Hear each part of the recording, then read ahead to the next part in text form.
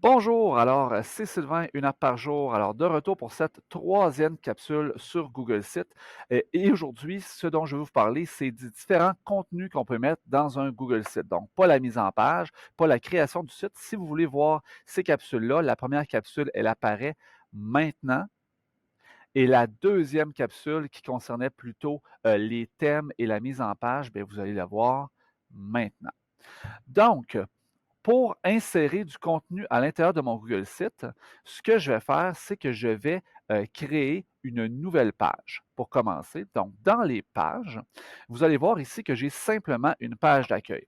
Si je veux créer une nouvelle page, je vais passer par le petit plus ici pour créer une nouvelle page. Ici, je vais l'appeler mon équipe. Tiens, mon équipe. Donc, supposons que dans mon entreprise, il y a plusieurs personnes. Donc, on voit ici une deuxième page et normalement, ce que ça vient de créer aussi, c'est dans mon menu contextuel en haut à gauche ici. Si je clique sur le menu, bien, je vois mon menu qui apparaît ici, c'est-à-dire qu'il y a la page d'accueil, la page Mon équipe. Il y en a qui vont préférer avoir le menu, je vais le remettre en haut. Moi, personnellement, j'aime beaucoup mieux le menu en haut, ça facilite la navigation.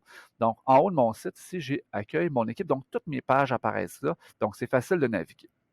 Dans ma page Mon équipe, elle est en bleu, donc elle est sélectionnée, je vais pouvoir aller insérer du contenu. Donc, la page, elle est vide. Si je veux pouvoir insérer du contenu, je vais aller ici sur Insérer. Donc, qu'est-ce que je peux mettre? Par défaut, on vous suggère ces quatre choses-là ici, zone de texte, image intégrée et disque. Donc, zone de texte, ça le dit, je clique dessus. Ça insère une zone de texte dans laquelle je peux écrire du texte, texte que je peux facilement mettre en page. Si j'ai plus qu'une ligne, hey, il y a des lignes, on peut les gérer de façon individuelle, gérer la grosseur de la police, etc. Changer la couleur aussi. Euh, voilà. De différentes parties de mon texte. Je peux dupliquer ces parties-là, je peux les supprimer. Ensuite, je peux insérer des images directement. Les images, je peux les sélectionner à partir de la plateforme ou je peux aller les téléverser à partir de mon ordinateur. Donc, si par exemple, je peux aller sélectionner cette image-là ici et elle s'insère. Une image que vous allez insérer, vous pouvez la rogner, donc la recadrer. Donc, vous faites recadrer.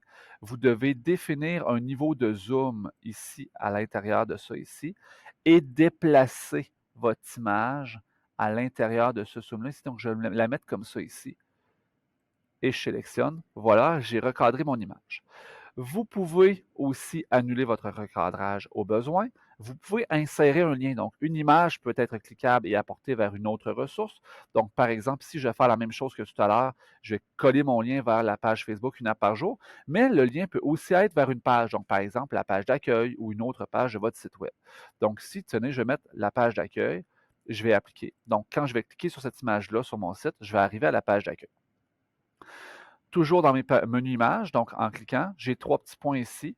Je pourrais déterminer un texte alternatif. Donc, si jamais il y a des bugs de réseau puis que l'image ne load pas, ben à ce moment-là, on pourra aller chercher, il va y avoir une image descriptive, pas nécessairement super intéressant. Et je peux mettre une légende qui va suivre par la suite. Donc, par exemple, retour à l'accueil par exemple. Donc, ce qui va dire aux personnes qu'en cliquant là-dessus, ils vont retourner à l'accueil. La légende, elle aussi, c'est possible de la configurer. Donc, ici, je vais la mettre centrée, je vais la mettre en gras, je vais changer la police, etc. Une fois que ça c'est fait, je peux intégrer des bouts à partir d'un site web. Donc, l'intégration, c'est du code embed. Donc, vous êtes capable d'aller chercher, par exemple, des Geniali, d'aller insérer différents types de contenus web directement sur votre site. Donc, c'est super intéressant de faire ça. Sinon, vous pouvez intégrer du contenu à partir de disques, mais je vais vous montrer les différents types de contenus tout à l'heure. Ensuite, il y a les options de mise en page. Je vais prendre cette partie-là ici, je vais la supprimer. Voilà. Et si on utilise la partie mise en page, c'est super intéressant parce que ça place les choses automatiquement pour vous. Donc, par exemple, si moi je veux présenter mon équipe, moi je suis directeur de l'équipe une app par jour, donc je vais cliquer ici sur cette mise en page-là. Ça va me permettre d'insérer ici une image. Donc, je pourrais aller chercher une image à l'intérieur sur mon ordinateur ou aller téléverser une image. Sinon, ce que je peux faire, c'est supprimer cette partie-là ici, puis aller insérer une image. Donc, par exemple, si moi j'allais prendre mon Bitmoji, j'espère que ça va fonctionner. Donc, je vais le prendre, je vais le coller ici.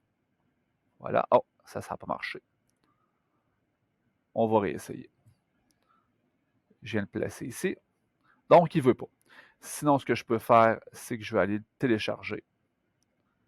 Copier l'image. Ici, j'arrive. Je peux faire CTRL-V pour coller. Voilà. Et je vais placer mon image directement ici dans l'espace qui est prévu à cet effet. On peut me nommer. Je peux changer la couleur de ma police, changer la police, etc. Puis, je pourrais mettre un descriptif de ma personne. Donc, c'est Sylvain est né à Saint-Narcisse, etc. Donc, mettre mon contenu à l'intérieur de mon site web. Vous avez toutes ces parties-là ici, donc différents types de mise en page qui sont super bien faites et pré-faites pour vous. Ensuite, dans le contenu, vous pouvez insérer des groupes pouvant être réduits. Donc, à quoi ça sert le groupe pouvant être réduit? C'est si vous avez du contenu que vous voulez qu'on reste sur cette page-là, mais que ça puisse être caché. Donc, par exemple, menu du jour. Imaginons que je suis dans un restaurant, puis à ce moment-là, le texte, là, je vais vous le montrer. Je vais mettre beaucoup de contenu pour que vous voyez l'intérêt. Je vais mettre beaucoup de contenu. Et là, si je termine ça là, on voit là qu'il est shrink, donc il s'est réduit. Et quand je clique dessus, ben, il va s'agrandir. Donc, cette option-là va vous permettre de ne pas faire de page supplémentaire, mais de mettre beaucoup de contenu sur une page. Je vais le ramener ici. L'étape de matière, c'est le même principe que le groupe pouvant être réduit, cependant, on ne va pas pouvoir le réduire. Le carrousel d'images maintenant. Donc, le carrousel d'images, son nom le dit, va vous permettre d'insérer plusieurs images qui vont défiler automatiquement une après l'autre. Je vais sélectionner ici des images pour vous montrer le rendu que ça donne. Donc, je n'irai pas par là. Je vais y aller par téléverser une image.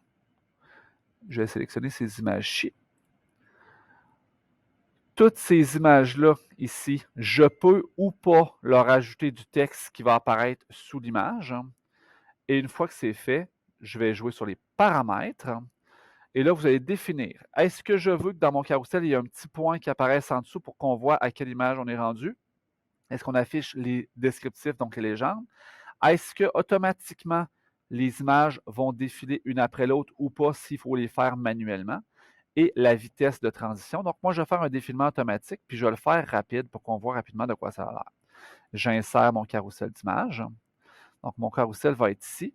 Si je me mets en mode visualisation, il n'a pas loadé encore. On va lui laisser le temps de s'enregistrer. Il est en enregistrement en cours parce qu'il y a beaucoup d'images. Une fois que ça va être enregistré, on va avoir accès à notre carrousel d'images. On voit ici que tout est enregistré. Je vais aller voir de quoi ça a l'air.